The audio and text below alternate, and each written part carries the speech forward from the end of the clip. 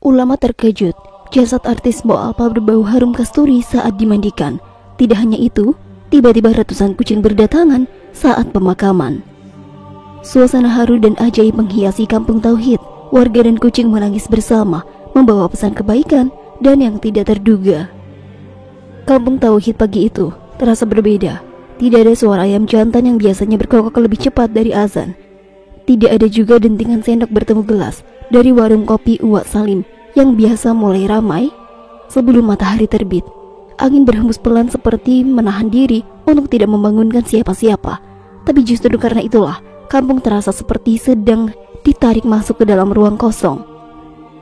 Langit pagi menggantung rendah, warnanya pucat, tidak kelabu tapi juga tidak biru. Awan-awan seperti enggan bergerak.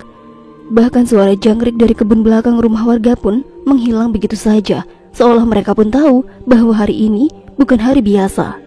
Hari itu adalah kepulangan seorang perempuan yang sudah lama menjadi bagian dari jiwa kampung ini, yaitu Mbok Alpa. Semua orang tahu, tidak ada yang tidak tahu. Bahkan anak-anak kecil yang biasanya bermain tanpa peduli dunia pun hari itu tunduk diam di tangga rumah masing-masing, memegang tangan ibu mereka dan memandangi jalan tanah yang menuju ke masjid kampung.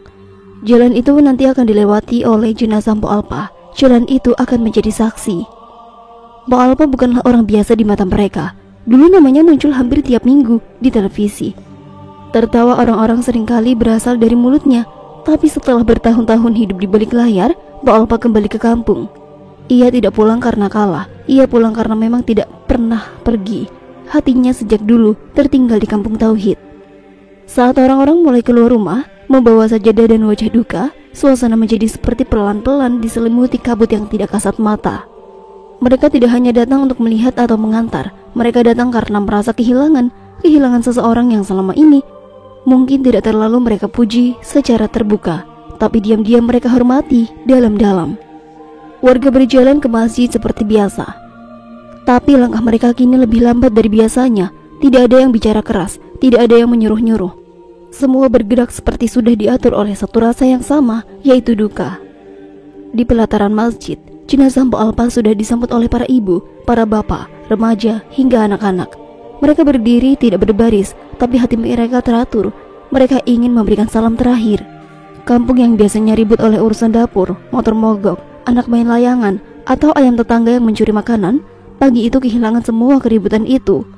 Bahkan suara motor pun hanya sesekali terdengar, dan itu pun sengaja seperti dilakukan pelan, sebagai tanda hormat. Ada yang datang dari kampung sebelah, berjalan kaki karena tidak ingin terlambat. Ada pula yang sengaja tidak pergi bekerja hari itu. Ada juga yang memang tidak mengenal Mbok Alpa secara pribadi, tapi mendengar cerita tentangnya cukup untuk membuat mereka ingin datang. Hanya satu suara yang tetap terdengar, yaitu pelan tapi terus ada. Tapi entah mengapa, angin itu bukan angin biasa. Ada beban di dalam hembusannya, seperti membawa sesuatu yang tidak terlihat. Mungkin sebuah kenangan, mungkin rindu, mungkin perasaan yang belum sempat disampaikan pada Mbok Alpa semasa hidupnya. Orang-orang tidak tahu mengapa semua ini terasa begitu berat. Mereka hanya tahu satu hal, hari ini bukan sekedar hari pemakaman. Hari ini adalah hari di mana kampung mereka kehilangan sesuatu yang selama ini mereka anggap biasa, tapi sebenarnya tidak pernah tergantikan. Hari itu kampung Tauhid berduka, tidak dengan tangis keras, tapi dengan diam yang menggema kemana-mana. Dalam diam itu, mereka semua tahu Mbok Alpa telah pulang, bukan ke rumahnya, tapi ke tempat yang paling akhir, yang hanya bisa ditempuh dengan amal dan kasih sayang. Dan kampung mereka untuk pertama kalinya seperti sedang menahan napas. Mbok Alpa dilahirkan di rumah panggung sederhana di pinggir kebun pisang yang sekarang sudah berubah menjadi barisan toko kelontong. Waktu kecil ia dikenal sebagai anak yang keras kepala dan punya suara paling keras di antara teman-temannya. Ia tidak takut pada anak laki-laki, tidak takut pada guru, dan anehnya tidak takut pada petir. Ia hanya takut satu hal, yaitu melihat kucing yang kelaparan. Dari kecil Mbok Alpa selalu punya kelembutan yang aneh terhadap hewan-hewan yang sering dianggap remeh. Ia tidak suka melihat orang yang menendang ayam. Ia marah kalau ada yang menyiram kucing dengan air panas. Ia bisa menangis hanya karena melihat kucing gemetar di pinggir solokan saat hujan deras. Tapi di luar itu, ia tetap anak kampung yang biasa, bermain di sungai, memanjat pohon, mencuri mangga tetangga kalau lapar. Tidak ada yang menyangka bahwa puluhan tahun kemudian, anak perempuan dengan rambut selalu diikat asal-asalan itu akan muncul di layar kaca. membuat orang tertawa di seluruh Indonesia. Dia bukan artis cantik yang dipuja kamera, bukan penyanyi bersuara emas. Dia tampil dengan logat Betawi yang khas, dengan gaya bicara yang seenaknya, dan ekspresi wajah yang jujur, mentah, dan lepas. Namun di balik tawa itu, Po Alpa menyimpan sesuatu yang jarang dilihat orang, yaitu kesadaran bahwa dunia hiburan hanya sementara. Ia tahu bahwa popularitas seperti ombak, datang besar, lalu perlahan menyusut. Ia tidak pernah mabuk tepuk tangan, tidak pernah kehilangan arah ketika tawaran pekerjaan datang bertubi-tubi. Mungkin karena sejak awal ia tidak mengejar kemewahan. Ia hanya ingin ibunya punya rumah yang layak, dan kucing-kucing di kampungnya bisa makan tanpa harus mengais sampah. Saat ia mulai dikenal banyak orang, Po Alpa tidak membeli mobil mewah atau pindah ke rumah berlantai 3. Ia justru pulang kampung, menyulap rumah lamanya menjadi sedikit lebih bersih dan layak. Tapi tidak megah, ia tetap masak sendiri, tetap belanja ke warung, dan tetap menyisihkan sebagian uangnya untuk membeli makanan kucing dalam jumlah yang tidak masuk akal menurut orang lain. Bahkan beberapa orang menuduhnya tidak waras karena membangun satu sudut rumah menjadi tempat khusus untuk merawat kucing-kucing yang sakit. Namun orang kampung yang semula heran lama-lama mengerti. Mereka melihat bagaimana Po Alpa membuka pintu bagi siapapun yang datang, entah untuk sekedar minta minum atau curhat soal suami yang malas kerja. Dia tidak pernah menolak tamu, bahkan kadang ia tidak kenal siapa yang datang, tapi tetap saja ia suguhkan teh hangat dan pisang goreng. Ia percaya tidak semua orang datang karena butuh uang, kadang orang hanya butuh tempat untuk merasa manusiawi. Yang membuat Po Alpa berbeda bukan karena dia pernah terkenal, tapi karena dia tidak pernah merasa lebih tinggi dari siapapun. Ia sering mengingatkan tetangganya bahwa di mata Tuhan, semua orang hanya setetes debu. Entah dia mantan artis atau tukang tambal ban, maka ketika dia diminta bicara di acara pengajian ibu-ibu, ia lebih suka membacakan resep masakan sambil menyelipkan cerita lucu, ketimbang memberikan ceramah. Ia tahu dirinya bukan ustadzah, tapi ia tahu apa artinya menjadi manusia baik. Po Alpa tidak pernah menyimpan dendam, bahkan terhadap orang-orang yang pernah menertawakannya waktu kecil. Waktu itu ia sering diejek, diledek karena terlalu cerewet, karena dianggap aneh suka memberikan makan kucing. Tapi setelah dewasa, ia malah membantu sekolah anak-anak mereka, diam-diam, tanpa mereka tahu bahwa uang sumbangan itu datang dari dia. Mungkin karena itu, saat kabar kematiannya tersebar, kampung mendadak senyap. Bukan karena kaget, tapi karena semua merasa telah kehilangan seseorang yang menjadi pengingat. Pengingat bahwa hidup bisa sederhana, tapi berarti. Bahwa seseorang bisa memberi banyak tanpa harus punya segalanya. Dia bukan orang besar dalam arti dunia, tapi dalam catatan kecil kehidupan kampungnya, dia adalah halaman yang paling dibaca dan paling dirindukan. Ustadz Rahman sendiri berdiri tegak di serambi masjid, mengenakan sarung tua yang sedikit pudar warnanya, dan baju koko putih yang sudah lusuh di kerahnya. Di kampung ini, dialah tempat orang-orang mencari arah jika hati mulai bingung, jika kehidupan terasa berat, atau jika ada yang meninggal dunia. Tapi hari itu, Ustadz Rahman sendiri merasa seperti kehilangan kata. Ada sesuatu yang membuat langkahnya terasa lebih berat dari biasanya. Jenazah Po Alpa dibaringkan di tengah-tengah sof, di atas kain kafan putih yang bersih. Seorang ibu tampak menamburkan daun bidara kering ke atas tubuh almarhumah sebelum ditutup sepenuhnya. Tidak ada hiasan, tidak ada apapun selain kain putih, dan tubuh yang terbaring tenang. Tapi justru dalam kesederhanaan itu, ada rasa haru yang dalam, seolah-olah dunia sedang memberikan penghormatan kepada seseorang yang pernah membuatnya sedikit lebih baik. Sejak subuh, Ustadz Rahman sudah merasa ada yang berbeda di udara, bahkan ketika ia berjalan ke rumah ke masjid, yang jaraknya hanya berjarak 4 rumah. Ia mencium sesuatu yang lembut dan aneh, seperti aroma manis, seperti wangi bunga yang belum pernah dikenalnya. Ia mengira itu berasal dari taman kecil di samping rumah Bu Rosnah yang baru saja menanam melati, tapi tidak. Wanginya lain, lebih dalam, lebih menyelinap ke dada. Setelah sholat jenazah, Ustadz Rahman menghampiri tubuh Po Alpa untuk memastikan posisi wajah almarhumah menghadap kiblat. Ia membuka bagian atas kain kafan perlahan, seperti yang sudah ia lakukan ratusan kali sebelumnya pada jenazah lain. Tapi saat kain itu terbuka, sesuatu terjadi. Hembusan harum langsung menyapu wajahnya. Bukan sekedar wangi bunga, ini seperti aroma kasturi, lembut, menyusup, dan membuat bulu kuduk merinding. Ia menarik napas pelan, tidak mengatakan apa-apa, tidak bereaksi berlebihan, tapi hatinya langsung tahu, ini bukan hal biasa. Dalam tradisi para ulama, wangi seperti ini disebut sebagai salah satu dari tanda-tanda husnul khotimah. Tapi tidak semua orang percaya, tidak semua orang juga mengerti. Dan Ustadz Rahman bukan orang yang suka menyimpulkan cepat, tapi apa yang ia cium saat itu terlalu nyata untuk diabaikan. Wangi itu tidak datang dari parfum, tidak juga dari bunga-bunga yang biasa dibawa oleh pelayat. Bau kasturi seolah keluar langsung dari tubuh Mbak Alpa sendiri. Bahkan beberapa orang di saf belakang juga mengendus pelan, saling menoleh satu sama lain. Tidak ada yang berkata apa-apa, tapi ekspresi mereka sama, heran, takjub, takut, dan bingung. Ustadz Rahman berdiri lebih lama dari biasanya di samping jenazah, bukan karena ragu tapi karena ingin memberi waktu bagi dirinya sendiri untuk menerima apa yang sedang terjadi. Ia melihat wajah Mbak Alpa, dan di situ ia tidak melihat seorang artis atau seorang perempuan lucu yang sering tampil di televisi. Yang ia lihat hanyalah seorang hamba Allah yang wafat dengan wajah tenang, bersih, dan seperti sedang tidur setelah pekerjaan panjang yang melelahkan.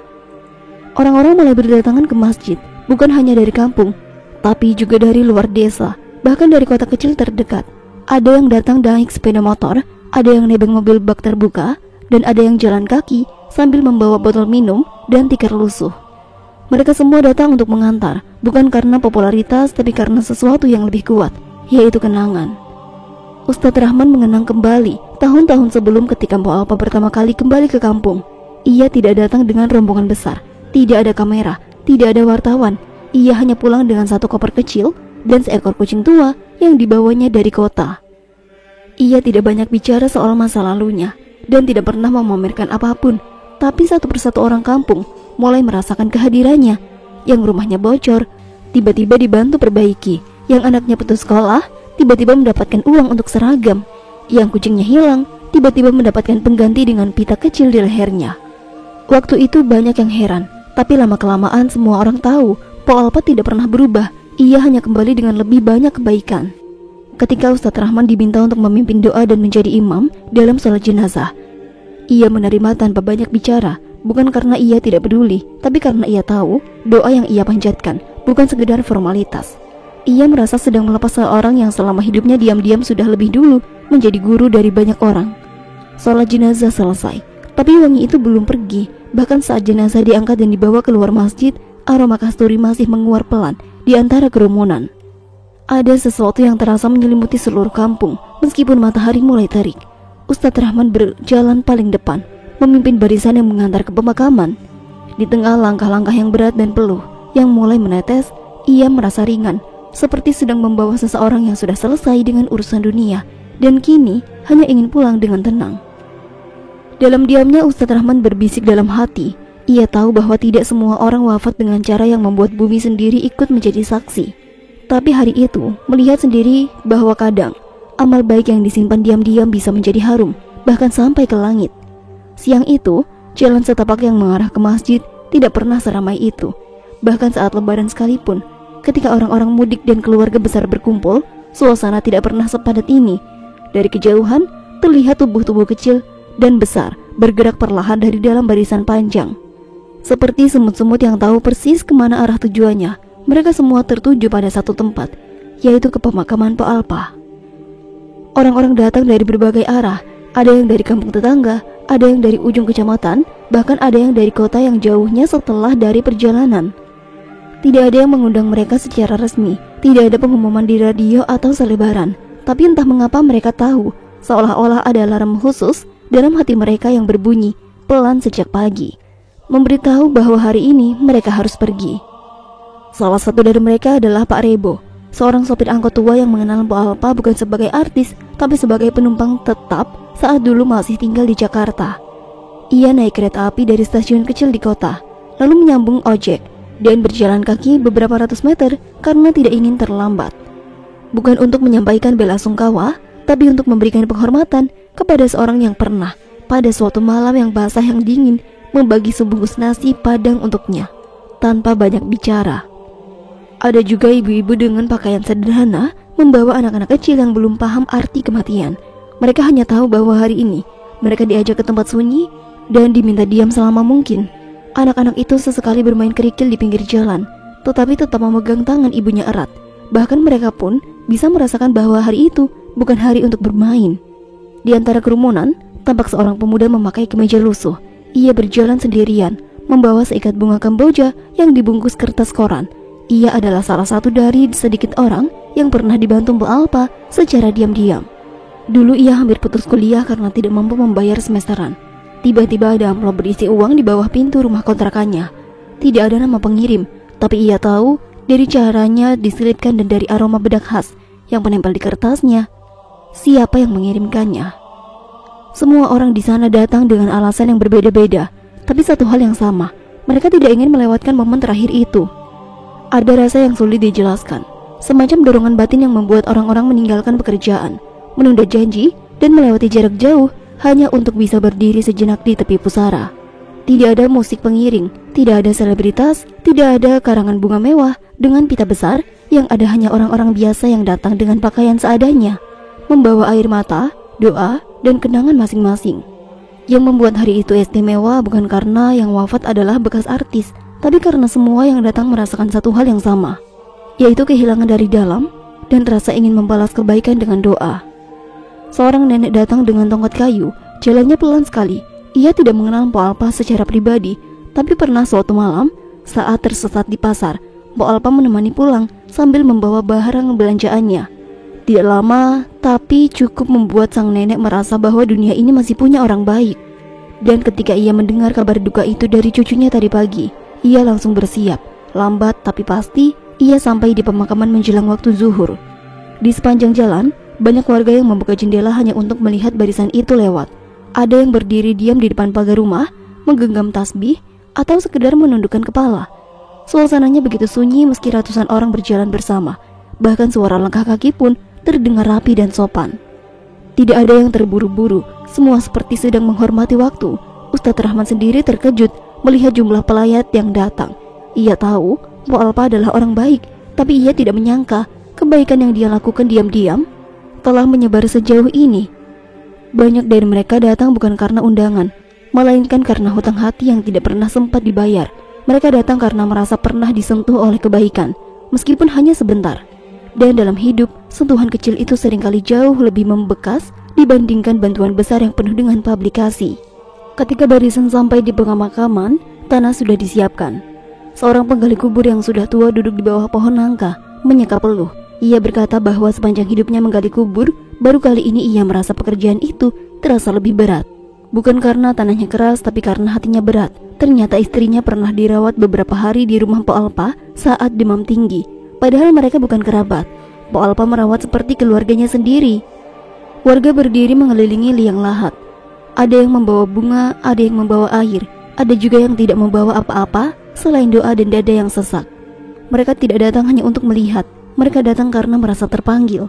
Hari itu tidak ada perbincangan panjang, tidak ada eulogi dari mimbar, tapi kehadiran ratusan orang dari berbagai tempat, dari berbagai latar belakang adalah pidato paling jujur tentang siapa sebenarnya Mbok Alpa.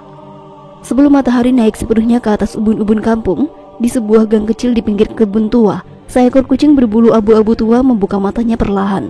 Tubuhnya kurus, ekornya agak bengkok ke ujung, dan bekas luka lama di bawah telinga kirinya. Ia bukan kucing yang muda lagi, bukan untuk bangun saja. Ia perlu beberapa tarikan napas yang panjang. Tapi pagi itu, ia merasa harus pergi. Tanpa suara, kucing tua itu melangkah pelan, meninggalkan tempat tidurnya di bawah kolong rumah. Ia tidak tahu arah pasti, tapi cakar-cakarnya seolah sudah paham kemana harus menuju. Dari semak-semak di dekatnya, muncul seekor kucing belang tiga, lebih muda, matanya tajam, tubuhnya ramping. Ia ikut berjalan. Di belakang mereka, seekor anak kucing dengan bulu coklat muda menyusul, terseok-seok, tapi berusaha tidak tertinggal. Mereka tidak bicara, mereka tidak memanggil, tapi satu persatu dari atap rumah, dari belakang warung, dari bawah kursi teras orang, dan di gang-gang sempit dan sela-sela pagar, kucing-kucing itu bermunculan. Ada yang besar, ada yang kecil, ada yang berjalan cepat, ada yang jalannya pelan karena kakinya pincang. Tidak ada suara, hanya derap langkah kaki kecil, bulu-bulu yang bergetar, dan mata-mata yang penuh dengan arah. Bagi orang-orang, ini mungkin pemandangan aneh, tapi bagi mereka yang memperhatikan dengan seksama, bisa jadi ini adalah pawai kecil yang tidak dirancang manusia. Sebuah iring-iringan yang tidak dijadwalkan siapa-siapa, tapi terjadi karena sesuatu yang lebih tua dari ingatan. Mungkin karena rindu, mungkin karena kenangan, atau mungkin karena hutang kasih sayang yang belum sempat dibayar. Kucing-kucing itu berjalan melewati jalan setapak. Di sela-sela kaki orang yang sedang menuju makam, mereka tidak mengganggu, tidak mengeong, tidak melompat. Mereka hanya lewat membawa sesuatu yang aneh di mulut mereka, yaitu bunga. Ada yang membawa mawar merah, ada yang menjepit melati putih, bahkan ada yang menggigit kantung kenanga yang sudah hampir layu. Beberapa kucing membawa daun yang entah diambil dari mana. Bahkan satu kucing kecil membawa bunga plastik kusut, mungkin dari taman rumah orang. Tidak semua orang menyadari kedatangan mereka, tapi bagi yang melihat, mereka hanya bisa terdiam karena tidak masuk akal, karena tidak ada yang bisa menjelaskan, tapi pemandangan itu begitu nyata. Dulu, Pak Alpa memang punya kebiasaan yang membuat orang menggeleng. Ia memberikan makan kucing setiap pagi dan sore, meskipun terkadang ia sendiri belum makan. Ia bisa menahan lapar asal hewan-hewan kecil itu kenyang. Bahkan ia hafal tempat persembunyian kucing-kucing yang sakit. Ia akan mencari mereka, mengobati luka, dan menyuapi dengan tangan sendiri. Tidak semua orang mengerti mengapa ia melakukan itu. Tidak semua orang melihat apa pentingnya, tapi kucing-kucing itu mengerti. Mereka tidak mencatat, tidak menyimpan memori di buku harian, tidak membuat status ataupun unggahan di media sosial. Tapi entah bagaimana mereka tahu, mereka mengingat. Dan pada hari itu saat tubuh Mbak Alpa dimakamkan, mereka datang. Bukan karena dipanggil, bukan karena dilatih, tapi karena mereka merasa perlu hadir. Di antara ratusan kucing itu, ada beberapa wajah yang dulu sering terlihat di teras rumah Mbak Alpa. Kucing-kucing itu dulu kecil, kini telah membesar. Dulu lucu, kini tua dan ringkih. Beberapa di antaranya sudah pernah hilang dan dianggap mati. Tapi hari itu mereka kembali, seolah waktu hanya berhenti sebentar agar mereka bisa sempat datang memberikan hormat terakhir. Salah satu kucing yang paling tua yang memiliki mata putih di sebelah kanan karena sakit lama adalah yang pertama kali naik ke atas pusara. Ia meletakkan sehelai daun kenanga yang sudah kering, lalu duduk diam. Tidak lama kucing lain mengikuti. Ada yang meletakkan bunga dengan hati-hati. Ada yang hanya menjatuhkan di tanah, lalu mengelilingi pusara tanpa suara. Orang-orang yang hadir terdiam. Ada yang meneteskan air mata, bukan karena sedih, tapi karena menyaksikan sesuatu yang belum pernah mereka lihat. Seekor kucing duduk di samping makam, menghadap ke arah yang sama seperti orang yang sedang berdoa. Seekor lainnya berbaring di ujung kaki pusara, seolah ingin menemani. Tidak ada yang bersuara, tidak ada yang membuat gaduh, tidak ada yang bermain-main. Satu persatu kucing-kucing itu menempati posisi masing-masing. Ada yang duduk di batu nisan, ada yang di bawah pohon, ada yang hanya berdiri, memandang makam dengan mata yang kosong. Mereka tidak bisa membaca doa, tapi kehadiran mereka terasa lebih dari cukup untuk menggantikan ribuan kata. Hari itu, tanah pemakaman tidak hanya dipenuhi oleh manusia, tapi juga oleh makhluk-makhluk kecil yang pernah disentuh oleh kebaikan sederhana. Mereka datang membawa ingatan dan meninggalkan keheningan yang sulit dijelaskan. Tidak ada yang tahu berapa lama mereka akan tinggal, tapi satu hal yang pasti, mereka datang karena cinta. Dan dalam cara mereka sendiri yang tanpa suara, mereka memberikan penghormatan kepada seseorang yang pernah memperlakukan mereka bukan sebagai hewan liar, tapi sebagai makhluk Tuhan yang layak diberikan tempat. Ketika tanah terakhir dijatuhkan ke liang lahat, matahari sudah mulai condong ke barat, tapi tidak ada yang tergesa pulang, tidak ada langkah terburu, tidak ada suara berdebat soal waktu. Semua tetap berdiri atau duduk diam, mengelilingi pusara seperti lingkaran doa yang belum selesai. Biasanya setelah pemakaman, suasana menjadi ringan. Orang-orang kembali bercakap, sebagian pamit, sebagian lagi mengambil waktu sebentar untuk berzikir lalu pergi. Tapi hari itu tidak seperti itu. Hari itu semuanya tetap diam. Bahkan burung-burung yang biasanya ramai di dahan pohon tidak bersuara sama sekali, seolah mereka pun mengerti bahwa hari ini berbeda. Di pusara Mbak Alpa tidak ada nisan marmer, hanya kayu sederhana dengan nama tulis tangan dan tanggal wafat yang masih basah tintanya. Tanah masih merah, bunga tabur masih basah, dan sekelilingnya duduk manusia dan kucing, diam, menunduk, atau sekedar memandang tanah dengan mata yang kosong. Keheningan itu bukanlah kosong, justru karena terlalu penuh. Orang-orang tidak tahu harus bagaimana lagi mengekspresikan kehilangan. Air mata sudah turun sejak tadi, pelukan sudah diberikan, doa sudah dibacakan, tapi rasa itu belum habis, masih menggenang di dada, masih berat di tenggorokan, dan masih menahan mereka untuk bangkit. Di antara pelayat, ada yang menggenggam tangan anaknya erat-erat, bukan karena takut, tapi karena ingin memberikan warisan yang tidak bisa dibungkus.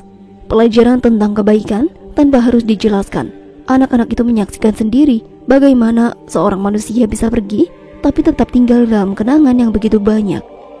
Seorang bapak tua duduk di bawah pohon, menyandarkan tubuhnya ke batang pohon nangka yang sejuk. Tangannya memeluk lutut, dan matanya memandangi pusara tanpa berkedip. Ia tidak kenal dekat dengan dia, hanya sesekali bertemu di warung, Tapi pagi-pagi sekali sebelum pemakaman, ia merasa harus datang. Ia merasa seperti kehilangan seseorang yang selalu ada, meskipun tidak selalu terlihat. Beberapa perempuan menunduk sambil memeluk sajadah. Mereka duduk bersila, kadang memejamkan mata, kadang membuka tangan, lalu menggenggamnya lagi. Ada yang menggigit bibir menahan tangis. Ada yang hanya diam, seperti sedang berbicara dalam hati. Semua itu dilakukan dalam sunyi, dalam ruang yang hanya bisa dimasuki oleh yang pernah disentuh kebaikan Po Alpa, sekecil apapun itu. Kucing-kucing masih berada di sana. Sebagian tidur melingkar di bawah nisan, sebagian berbaring dengan tangan di antara batu. Tidak ada yang mengusir, tidak ada yang merasa terganggu. Bahkan orang-orang memberikan ruang bagi mereka untuk ikut merasakan berduka dengan cara mereka sendiri. Tidak jauh dari situ, seekor kucing tua berbaring lemah di dekat kaki Pusara. Bulunya kusut, matanya hampir tertutup, dan napasnya pelan. Ia bukan kucing yang kuat lagi, tapi ia tetap bertahan di situ, tidak pindah, tidak mencari makan, seolah-olah hanya menunggu sesuatu yang tidak bisa dijelaskan. Seolah ia tahu, ini bukan hari biasa. Ini adalah akhir dari suatu bab yang berarti dalam hidupnya. Dari langit awan bergerak lambat, cahaya matahari menembus ranting pohon dan jatuh ke tanah merah yang lembut. Ada kehangatan di sana, tapi juga kesedihan. Seolah langit pun sedang belajar melepaskan. Waktu berjalan lambat, tidak ada suara kendaraan, tidak ada derit pantu, tidak ada tawa. Semua seolah sedang berhenti, memberikan jalan bagi keheningan untuk menuntaskan tugasnya. Dalam keheningan itu banyak yang mengingat kembali wajah Po Alpa ketika tertawa di warung kopi. Cara ia membawa tas belanja yang terlalu besar untuk tubuhnya, kebiasaannya menepuk kepala kucing sambil berkata pelan, seperti berbicara pada anak kecil. Semuanya hadir kembali, bukan sebagai kenangan yang menyedihkan, tapi sebagai fragmen hidup yang pernah membuat orang-orang merasa berhenti. 1 jam berlalu, tapi belum semua pelayat meninggalkan makam. Beberapa masih berdiri, menatap, seperti enggan berpisah. Ada yang memungut bunga yang jatuh, lalu menyimpannya di saku. Entah untuk apa, mungkin sebagai kenang-kenangan, mungkin sebagai pengingat, atau mungkin hanya sebagai cara paling sederhana untuk berkata dalam hati, terima kasih. Akhirnya satu persatu pelayat mulai melangkah pergi. Langkahnya pelan, matanya menoleh sekali ke arah makam. Mereka tidak membawa apa-apa, selain rasa kehilangan yang tidak bisa dibagi-bagi. Tapi ada sesuatu yang ikut mereka bawa, yaitu semangat untuk menjadi sedikit lebih baik. Tidak seperti Po Alpa, mungkin, tapi cukup untuk membuat satu orang lain merasa diperhatikan. Keheningan di pusara itu bukan akhir. Ia adalah awal dari banyak kenangan yang akan terus tumbuh di dalam kepala orang-orang. Setiap kali mereka melihat kucing liar di pinggir jalan, mereka akan teringat. Setiap kali mendengar tawa perempuan dari kejauhan, mereka akan terbayang. Dan setiap kali mereka berpikir untuk menolong, mereka akan merasa didorong oleh sosok yang sudah tidak ada, tapi tetap hadir. 2 hari setelah berlalu sejak Po Alpa dimakamkan, tapi suasana kampung Tauhid belum benar-benar kembali seperti biasa. Orang-orang masih membicarakannya. Bukan dalam keramaian, bukan dalam tangisan, tapi dengan bisik-bisik kecil di teras rumah, di warung kopi, di antara jeda menyapu halaman, atau ketika mengganti air galon di musola. Yang menjadi pembicaraan bukan lagi tentang kesedihannya, bukan tentang karirnya dulu sebagai artis, bukan juga soal jumlah pelayat yang begitu banyak. Justru yang terus-menerus dibicarakan adalah satu hal yang tidak terlihat, tapi terus terasa. Aroma wangi itu. Wangi yang aneh tapi lembut, tidak menyengat, tidak mengganggu, tapi selalu muncul di tempat-tempat yang tidak seharusnya wangi. Di ruang wudhu masjid, seorang pemuda merasa ada harum kasturi saat mencuci kaki, padahal tidak ada orang memakai parfum. Di dapur rumah Bu Salamah, wangi melati semerbak saat ia sedang menggoreng ikan asin. Dan yang paling membuat orang bertanya-tanya adalah saat beberapa anak kecil yang sedang bermain di halaman rumah Po Alpa mengatakan mereka mencium bau bunga, padahal tidak ada bunga di sana. Aroma itu tidak permanen, ia datang dan pergi sesukanya, tapi selalu muncul di tempat-tempat yang dulu sering disentuh oleh Po Alpa. Di rumah almarhumah yang kini kosong, wangi itu justru terasa paling kuat. Padahal rumah itu telah dikunci sejak hari pemakaman. Tidak ada orang masuk, tidak ada bunga di dalam, tidak ada dupa atau pengharum ruangan. Tapi saat pintunya dibuka sebentar oleh keponakannya untuk mengambil barang-barang peninggalan, aroma kasturi langsung menyebar keluar seolah menyambut siapapun yang datang. Tidak ada yang bisa menjelaskannya. Orang kampung yang biasanya saja akan bilang itu karomah. Orang pintar mungkin menyebutnya sugesti. Orang yang skeptis bisa saja menuduh halusinasi massal. Tapi siapapun yang mencium langsung tidak bisa menyangkal bahwa wangi itu ada. Bagi sebagian warga, aroma itu adalah tanda seolah-olah kehidupan ingin mengatakan bahwa kebaikan tidak pernah benar-benar lenyap. Ia akan tinggal di udara, ia akan meresap ke dinding rumah, ke lantai tanah, ke bakar kayu, bahkan ke dedaunan di halaman. Dan Po Alpa selama hidupnya memang bukan orang besar dalam hal jabatan atau kekayaan, tapi ia besar dalam hal memberi. Dan wangi itu menurut banyak orang adalah warisan dari perbuatan-perbuatan kecil yang ia lakukan diam-diam, memberikan makan kucing, membantu anak sekolah, mengantar tetangga ke puskesmas, menyambut siapapun yang datang ke rumah tanpa pernah memasang wajah yang tidak enak. Ada satu tempat di kampung yang di belakang menjadi titik kumpul orang-orang, yaitu taman kecil di samping musola, yang dulunya sering dipakai Po Alpa untuk duduk sore-sore sambil memberikan makan kucing. Tidak ada bangku mewah, hanya pot-pot bunga seadanya, beberapa batu datar sebagai tempat duduk, dan sebatang pohon belimbing yang dulu ditanam Po Alpa sendiri dari biji. Setiap sore orang-orang mulai datang ke sana, diam-diam. Tidak ada yang mengatur, tidak ada yang menyuruh. Mereka datang satu-satu. Ada yang membawa termos teh, ada yang membawa roti, ada yang hanya duduk dengan pakaian kerja. Beberapa membawa kucing, yang lain membawa anak-anak, dan entah kenapa wangi itu hampir selalu terasa di tempat itu. Tidak setiap hari, tidak sepanjang waktu, tapi cukup sering untuk membuat orang-orang percaya bahwa Po Alpa masih meninggalkan jejaknya di sana. Bagi anak-anak kecil, taman itu berubah menjadi tempat cerita. Mereka tidak hanya bermain, tapi juga mulai tahu siapa Po Alpa, bukan dari televisi tapi dari kisah yang diturunkan mulut ke mulut. Bahwa perempuan itu suka menyelamatkan anak kucing yang terperangkap di selokan, bahwa ia pernah membelikan sandal baru untuk anak yang sepatunya hilang saat Jumatan, bahwa ia suka membagikan makanan ke tukang beca tanpa pernah bertanya dari mana asal mereka. Bagi sebagian orang, kehadiran aroma itu bukan sekedar keajaiban, tapi pengingat tentang pentingnya berbuat baik meskipun tidak terlihat, tentang berharganya hal-hal kecil yang dilakukan dengan tulus, tentang hidup yang tidak diukur dari panjangnya ucapan, tapi di dalamnya kesan yang ditinggalkan. Wangi itu bagi sebagian besar warga adalah semacam pelajaran sunyi. Ia tidak berbicara, tidak memaksa, tapi mengubah suasana hati siapapun yang merasakannya. Mereka mulai lebih sabar, lebih perhatian, lebih lembut dalam berbicara. Tidak ada yang menyuruh, tidak ada ceramah, tapi semua berubah sedikit demi sedikit, hanya karena wangi itu masih tinggal di udara. Dan meskipun waktu terus berjalan, meskipun kabar tentang pemakaman Po Alpa mulai pudar dari berita-berita, kampung kecil itu tetap menyimpan satu kenyataan yang tidak tercatat di koran manapun, bahwa seseorang hidup dengan kasih bisa meninggalkan jejak bahkan dalam bentuk aroma yang tidak hilang. Hari itu langit mendung menggantung rendah di atas atap-atap rumah kampung Tauhid. Angin bertiup pelan, tidak dingin, tidak panas, hanya cukup untuk membuat daun-daun mangga bergoyang seperti sedang memberikan aba-aba agar orang-orang lebih pelan dalam bergerak. Di rumah tua milik Po Alpa, suasana masih seperti hari pertama setelah ia wafat. Hening, tenang, dan penuh dengan sisa-sisa kenangan yang belum berani dibersihkan.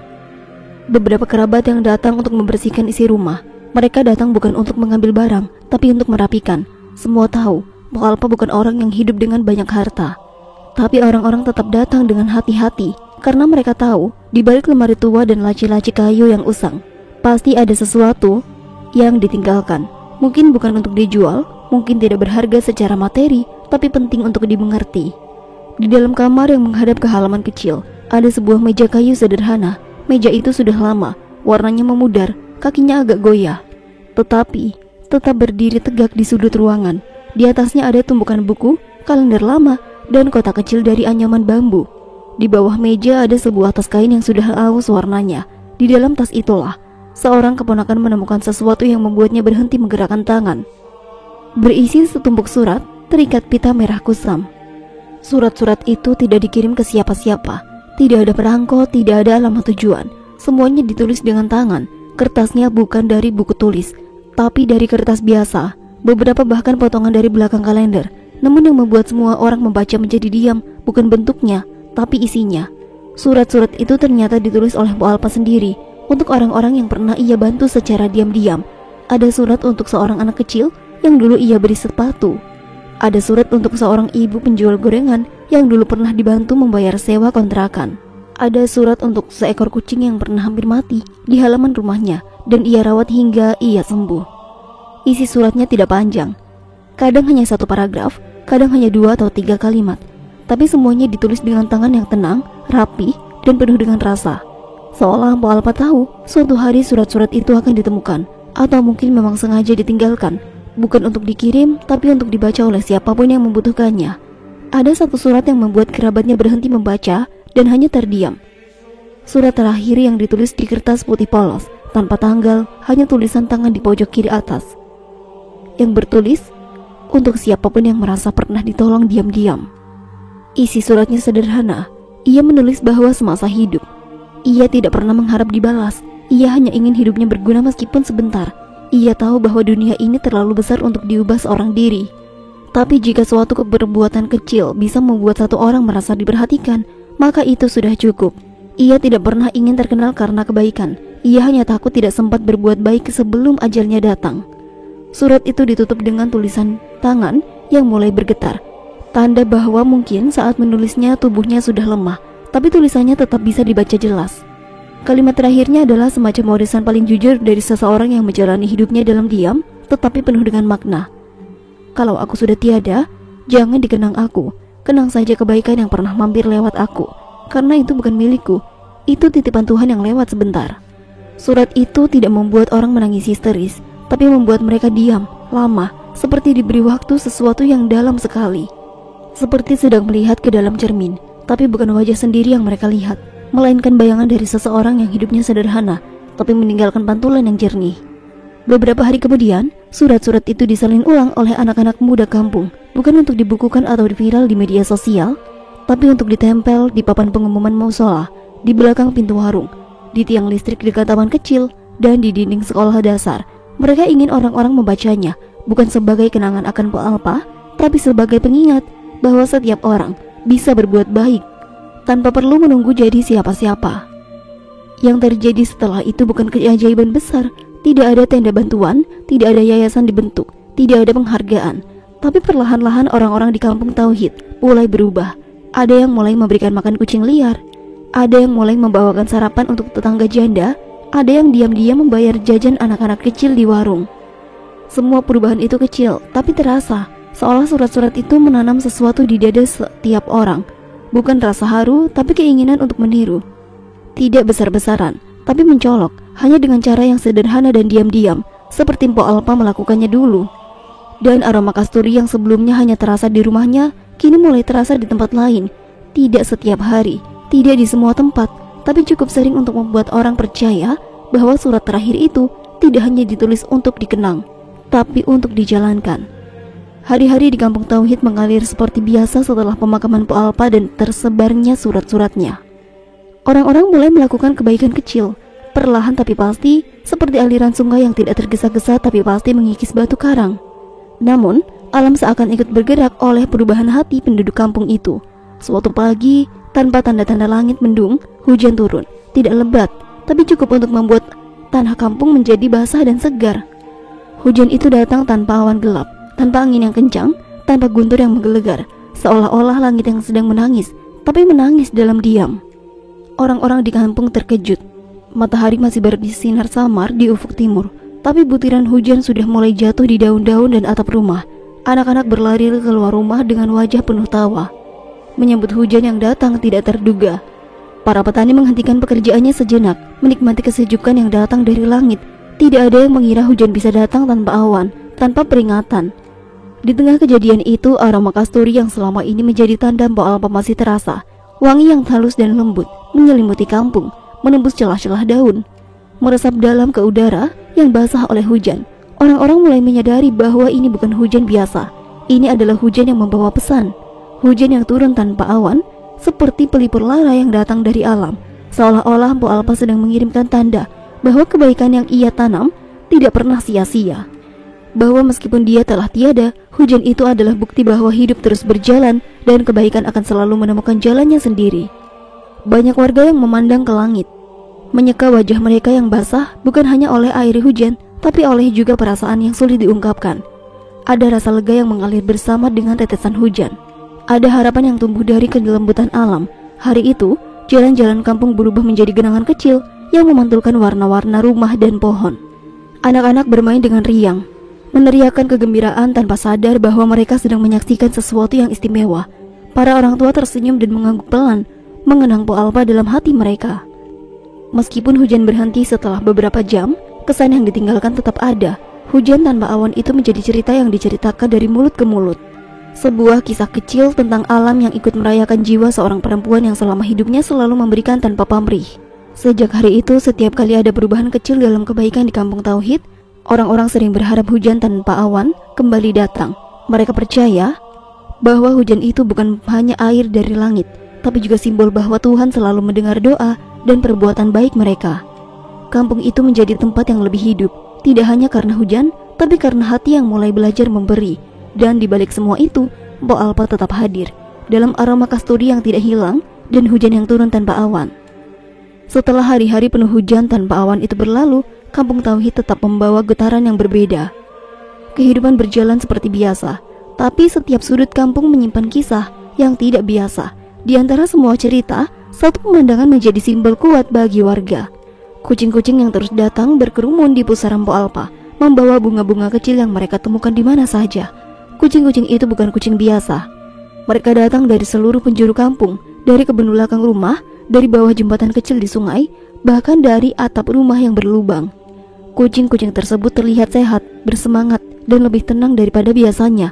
Mereka datang tanpa suara gaduh, tanpa membuat keributan, memberikan bunga di mulut mereka. Bunga yang diambil dari pekarangan warga, bunga liar di pinggir jalan, bahkan bunga plastik dari tempat sampah yang terlihat lusuh. Warga yang melihat pemandangan itu tidak percaya dengan apa yang mereka lihat. Ada yang takjub, ada yang terharu, bahkan ada yang merasa ini adalah karunia. Kucing-kucing itu seolah tahu bahwa tempat itu adalah tempat suci, tempat di mana mereka harus menunjukkan rasa hormat. Pusaran Mpok Alpa menjadi tempat yang berbeda sejak saat itu. Bukan hanya sekedar tanah atau batu nisan, tapi tempat yang penuh dengan kehangatan dan rasa cinta. Setiap hari kucing-kucing itu datang dan meletakkan bunga mereka di atas pusara. Mereka duduk melingkar, menjilat diri mereka sendiri, atau sekedar diam memandang makam. Semua orang yang lewat selalu melambatkan langkahnya, seolah ikut merasakan kehangatan yang sama. Anak-anak kecil yang dulu hanya tahu Mpok Alpa dari televisi, sekarang mulai memahami arti dari kebaikan yang sederhana. Mereka belajar dari kucing-kucing itu bahwa penghormatan tidak harus dengan kata-kata besar, tapi dengan tindakan kecil yang tulus. Mereka pun mulai membawa bunga mereka sendiri ke pusara, ikut meletakkan bersama kucing-kucing yang datang. Orang dewasa pun tidak kalah terpengaruh. Mereka yang dulunya hanya lewat tanpa memperhatikan kini berhenti sejenak, mengusap debu di batu nisan, menata bunga yang sudah layu, bahkan membawakan makanan untuk kucing-kucing yang setia menjaga pusara. Suasana itu membawa kehangatan tersendiri, membuat kampung menjadi lebih hidup dengan saling rasa peduli yang tumbuh tanpa paksaan. Pemandangan kucing-kucing itu dan bunga yang mereka bawa menjadi simbol bahwa kehidupan dan kebaikan bisa terjalin dalam kesederhanaan, bahwa makna penghormatan tidak melulu soal ritual besar atau kata-kata megah, tapi tentang kehadiran dan perhatian yang tulus, bahkan dari makhluk sekecil kucing. Semakin lama orang-orang semakin menyadari bahwa pusaran Mpok Alpa bukan hanya tempat peristirahatan terakhir seorang artis sederhana, tapi juga sumber inspirasi bagi kampung kecil mereka. Kebaikan Mpok Alpa telah mengakar kuat dalam hati setiap orang, dan kucing-kucing itu menjadi penjaga setia dari warisan tersebut. Di waktu-waktu tertentu, saat matahari mulai terbenam dan langit berubah menjadi jingga lembut, aroma kasturi kembali menyebar di sekitar makam. Wangi itu menyatu dengan bau tanah basah dan bunga-bunga yang diletakkan di pusara. Aroma itu menjadi tanda bahwa kebaikan yang Mpok Alpa semaikan selama hidupnya terus tumbuh, menyebar, dan menghangatkan hati siapapun yang datang. Tidak ada yang tahu bagaimana kucing-kucing itu bisa membawa bunga dengan cara yang begitu istimewa. Tapi bagi warga kampung Tauhid, itu bukan soal logika atau penjelasan ilmiah. Itu soal hati yang terbuka untuk menerima keajaiban kecil di dalam hidupnya. Mereka percaya bahwa setiap bunga yang diletakkan di pusara adalah salam dari makhluk yang pernah dijaga dan dicintai Mpok Alpa. Salam yang mengingatkan bahwa kehidupan tidak berhenti setelah datang kematian, bahwa kebaikan yang dilakukan dengan tulus akan terus bersemi, bahkan dari tempat yang paling sunyi sekalipun. Kisah tentang kucing dan bunga di pusara itu perlahan tersebar ke keluarga kampung. Orang-orang yang dari desa tetangga mulai datang, tidak hanya untuk melihat, tapi juga untuk belajar. Mereka membawa bunga mereka sendiri dan ikut merasakan ketenangan yang sama. Kampung Tauhid menjadi tempat yang berbeda, bukan hanya karena satu sosok yang telah tiada, tapi karena warisan kebaikan yang tetap hidup dan terus tumbuh. Malam di Kampung Tauhid selalu membawa ketenangan yang tidak biasa. Setelah matahari terbenam, gelap menyelimuti rumah-rumah kayu, ladang, dan jalan setapak kecil yang menghubungkan satu rumah dengan rumah lainnya.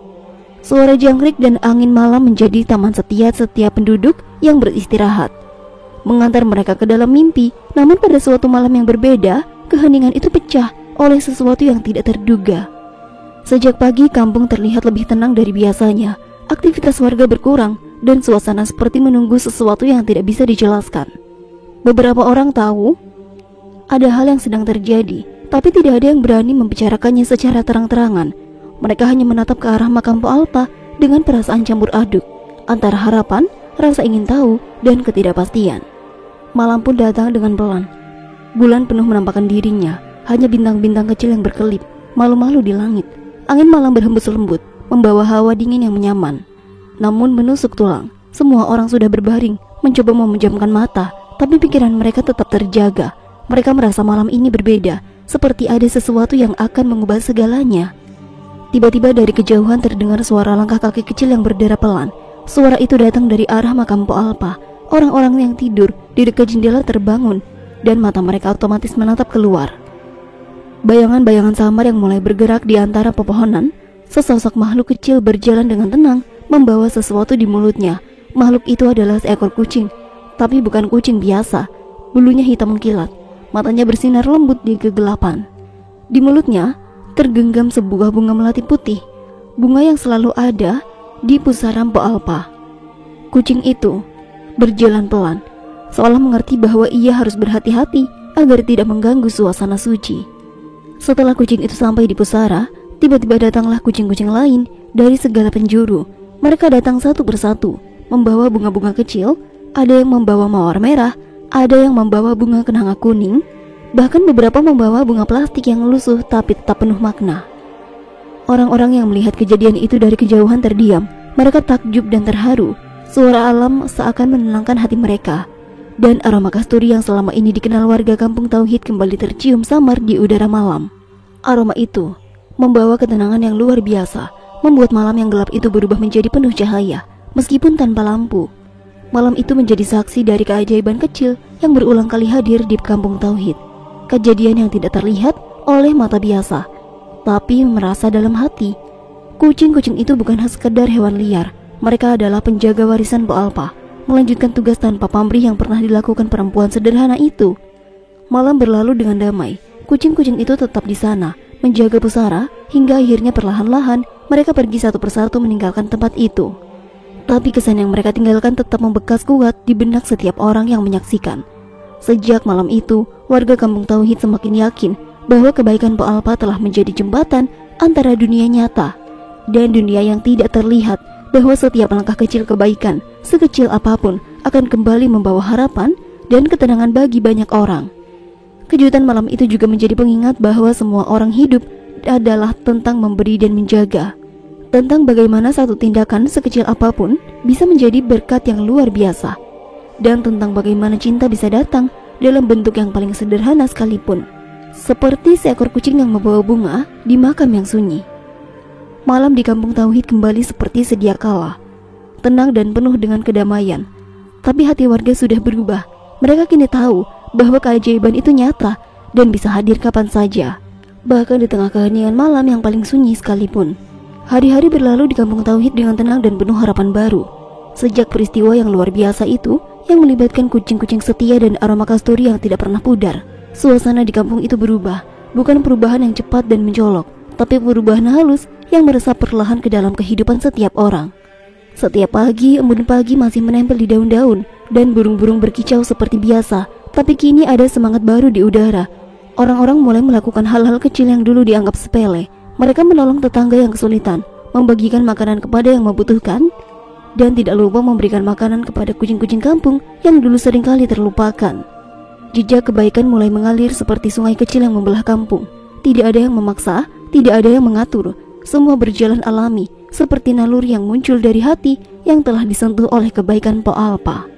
Anak-anak yang dulu hanya bermain tanpa peduli kini ikut belajar tentang pentingnya peduli. Mereka mengumpulkan sisa-sisa makanan untuk kucing, menanam bunga di pekarangan, dan kadang ikut menata pula pusara Po Alpa dengan bunga-bunga segar. Semua itu menjadi pelajaran hidup yang tidak bisa didapatkan dari sekolah manapun. Para orang tua pun tidak kalah semangat. Mereka mulai mengubah kebiasaan sehari-hari. Ada yang membuka pintu rumah lebih lebar untuk tamu, Ada yang rajin mengunjungi tetangga yang sakit, bahkan ada yang mengadakan gotong royong untuk membersihkan lingkungan. Semua hal itu dilakukan dengan tulus, tanpa pamrih. Di tengah semua itu, kucing-kucing kampung tetap menjadi simbol kebaikan yang mengalir. Mereka tidak hanya membawa bunga ke pusara, tapi juga menjadi pengingat hidup bahwa makhluk sekecil apapun punya peran penting. Kucing-kucing itu disayang dan dijaga oleh seluruh warga, tidak hanya sebagai hewan peliharaan, tapi sebagai bagian dari keluarga besar kampung. Kampung Tauhid pun mulai dikenal di luar daerah, bukan hanya karena nama Mpok Alpa, tapi karena kisah kebaikan yang tumbuh di sana. Beberapa tamu datang dari jauh untuk belajar dan merasakan suasana hangat yang berbeda. Mereka datang membawa cerita, membawa harapan, dan terkadang membawa bantuan kecil untuk warga. Meski demikian, warga Kampung Tauhid tetap sederhana. Mereka tidak berubah menjadi sombong atau besar kepala. Justru sebaliknya, mereka semakin rendah hati dan bersyukur. Mereka mengerti bahwa kebaikan itu justru harus tetap dijaga dan diwariskan. Seperti warisan Po Alpa yang tidak ternilai. Kebaikan yang mengalir itu juga mengajarkan bahwa setiap manusia punya kesempatan untuk menjadi lebih baik. Bahwa tidak ada kebaikan yang perlu terlalu kecil, dan setiap kebaikan positif akan kembali kepada kita dengan cara yang tidak terduga. Di setiap sudut kampung, bunga-bunga bermekaran, tanah menjadi lebih hijau, dan suara kucing-kucing berkumpul menjadi musik alam dan menenangkan hati. Kampung Tauhid berubah menjadi tempat yang dimana keajaiban kecil terjadi setiap hari. Bukan karena sesuatu yang besar dan luar biasa, tapi karena kebaikan yang mengalir tanpa henti dari hati ke hati. Kampung Tauhid kini bukan lagi sekedar tempat yang biasa. Berkat kebaikan Po Alpa yang telah mengubah hati banyak orang, kampung itu tumbuh menjadi tempat yang penuh dengan kehangatan dan kebersamaan. Warisan Po Alpa tidak hanya tercermin dalam wangi kasturi yang masih mengalir di udara, tapi juga dalam setiap tindakan kecil yang dilakukan oleh warga. Setiap kampung menyimpan kisah tentang bagaimana satu orang sederhana bisa meninggalkan dampak besar. Seperti benih yang ditanam di tanah subur, kebaikan Po Alpa tumbuh menjadi pohon rindang yang menaungi semua orang di sekitarnya. Pohon itu memberikan keteduhan, perlindungan, dan buah manis yang berupa kasih sayang yang tidak berkesudahan. Warga Kampung Tauhid semakin menyadari bahwa warisan sejati bukanlah harta atau benda, tapi adalah nilai-nilai yang dihidupkan setiap hari. Mereka belajar dari Mpok Alpa bahwa hidup bukan tentang seberapa besar yang dimiliki, tapi seberapa besar yang bisa dibagikan kepada orang lain. Kebaikan yang tulus, tanpa syarat, dan itulah yang membuat hidup ini lebih berarti. Kucing-kucing yang dulu seringkali dilupakan, kini menjadi bagian dari keluarga kampung. Mereka tidak hanya menjadi simbol, tapi juga penjaga yang tidak terlihat. Keberadaan mereka mengingatkan warga bahwa setiap makhluk hidup berhak mendapatkan perhatian dan kasih sayang. Itu menjadi pelajaran hidup yang terus diwariskan dari generasi ke generasi. Di setiap musim, bunga-bunga yang dibawa kucing ke pusara Po Alpa terus bermekaran. Bunga itu menjadi lambang cinta dan penghormatan, bukan hanya untuk Po Alpa sendiri, tapi juga untuk semua orang yang percaya bahwa keajaiban bisa mengalahkan segala keterbatasan. Setiap kelopak bunga mengandung harapan, dan setiap harapan membawa kekuatan baru bagi kampung. Po Alpa memang sudah tiada secara fisik, tapi kehadirannya terasa begitu nyata dalam setiap senyuman, dalam setiap tangan yang saling membantu, dalam setiap hati yang terbuka menerima. Dia telah menjadi inspirasi yang hidup, yang mengajarkan bahwa perubahan dimulai dari diri sendiri dan bisa menyebar lebih luas dari yang pernah dibayangkan. Waktu terus berjalan, tapi kisah Po Alpa tetap hidup. Orang-orang yang datang dan pergi membawa cerita tentang kampung kecil yang penuh keajaiban sederhana. Mereka pulang membawa pelajaran tentang arti cinta, kesabaran, dan ketulusan. Kampung Tauhid menjadi contoh bagi banyak tempat lain, sebuah bukti bahwa kebaikan sejati bisa muncul di mana saja, kapan saja. Kebaikan Po Alpa mengalir seperti sungai yang tidak pernah kering. Ia mengaliri kehidupan kampung dan harapan dan kebahagiaan yang abadi. Warisan itu tidak akan hilang selama ada orang-orang yang mau melanjutkan, selama ada hati yang terbuka untuk memberi dan menerima. Dan di antara semua itu, wangi kasturi yang khas tetap menjadi pengingat bahwa di balik segala kesederhanaan ada kekuatan besar yang mampu mengubah dunia. Kekayaan terbesar bukanlah harta dunia, tapi cinta dan kebaikan yang tulus dari seorang manusia biasa.